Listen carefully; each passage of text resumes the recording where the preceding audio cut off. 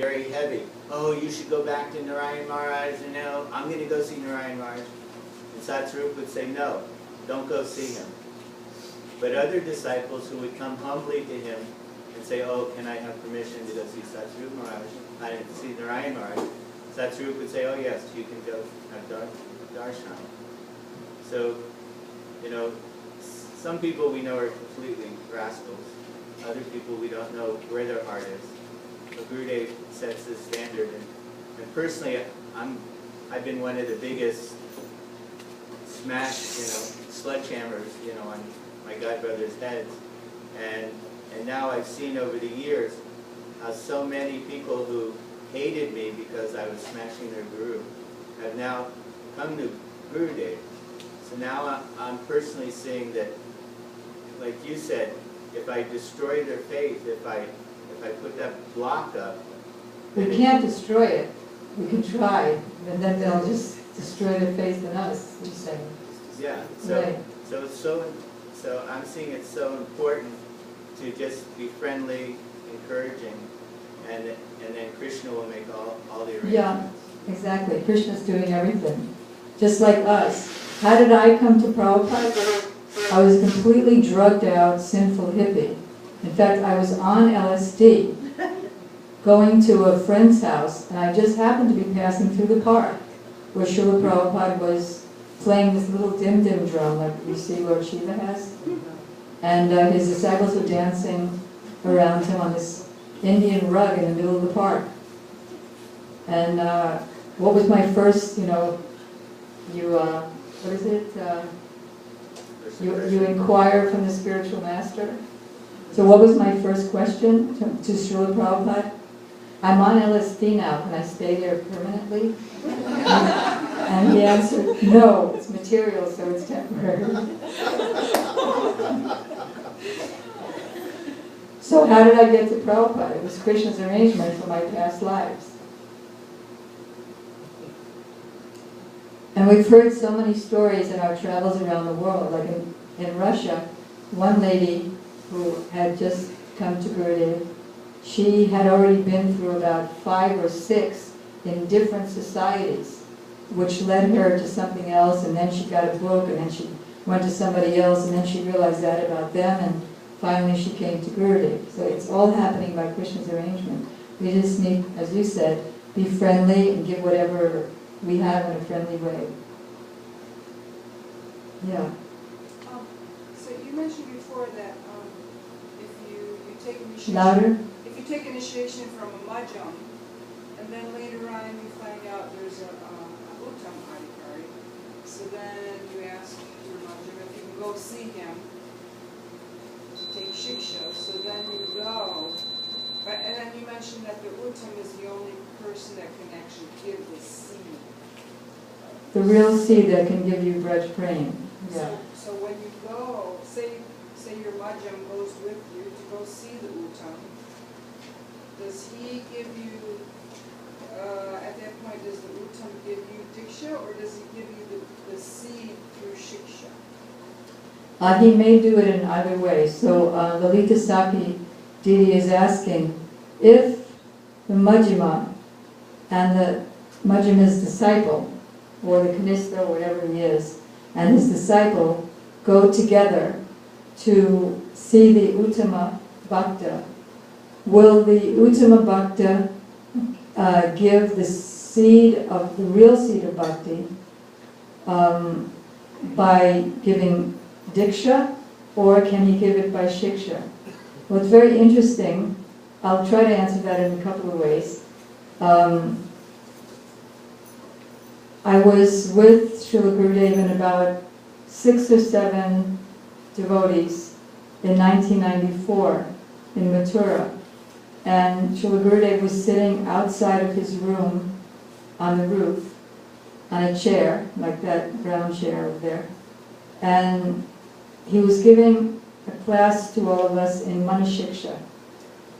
That you'll also find on Pure Bhakti TV, the 1994 very beautiful Manashiksha classes. And then I was sitting right in front, like practically right there. And so in the middle of the class, Gurudev looked down, because I was right there at his feet, and he said in a soft voice, "This is Diksha, not Anustanika Diksha." Anustanika means like, you're throwing the grains into the fire, swaha, swaha. There's two kinds of Diksha. There's Anustanika Diksha and Vidvad Rudi Diksha. Anustanika Diksha is the ritual of the ceremony. And even the Uttama Mahabhagavad will give that to a person if he's not qualified for Vidvad Rudi Diksha, and then bring him to the point where it gets transferred to Vidvad Rudi Diksha. Vidvad Rudi Diksha is mentioned in brief in the Anjalila, which I think is chapter 5, that at the time of Diksha, and I was reading this when I was with Srila Prabhupada, and I just could not get it until I met Gurudev, and then I understood Prabhupada's translation. At the time of Diksha, one can serve the transcendental body of the Lord with his transcendental senses. And I was thinking, that did not happen to me at the time of Diksha. And the reason is because Gurudev explained we weren't getting Diksha. We were entering into the course of Diksha. How many times have we heard him say that? And then it may take many births, or many millions of births, depending on my past births and my sincerity now,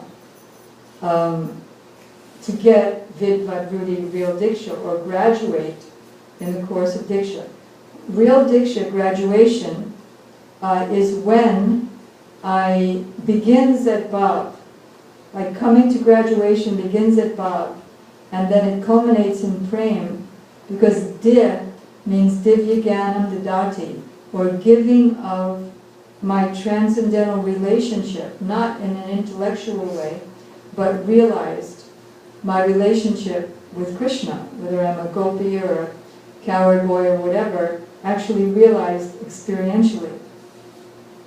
So, in the mature stage of Bhav, one comes to Sarup Siddhi, and then one takes his next birth in any universe where Krishna is performing his pastimes, and then, as Prabhupada wrote in the Krishna book, he meets Krishna for the first time. He takes birth in the womb of a gopi, and he gradually gets trained by the Nitya Siddha gopis, and comes to the stages of Prem, Sneha, Pranayama, and all that, up to finally gets trained to the point of being able to touch Srimati Radhika's Madhunakya Mahabhav in order to be able to serve her, to understand her moods. So that's really the graduation of Diksha, and Ksha means the taking away of all obstacles and obstructions to that realization. So he gives it by shiksha, and he may also give it by re-giving the mantras. And it's time to end. Yes? Last night was actually very amazing, and it illustrates Sean's point, what we're talking about. There was at least three people here last night who in the past, they themselves and their parents were venomously, angrily opposed to Gurudev. But by having the association of Prabhu and Pangovinda Prabhu and others, their hearts have softened, and last night they came and were eager to hear you. Mm-hmm. So this is How did they feel at the end, though, after hearing the Lata's mantra? I didn't talk to anybody, but I have no doubts that they're all very happy. Mm-hmm. Yeah. Just one last comment. So it's safe to say that everyone on that list is a Nitya Siddha. This list. Yes. Mm-hmm. In other words, they're a personal associate of the Supreme Lord. Well, in some way.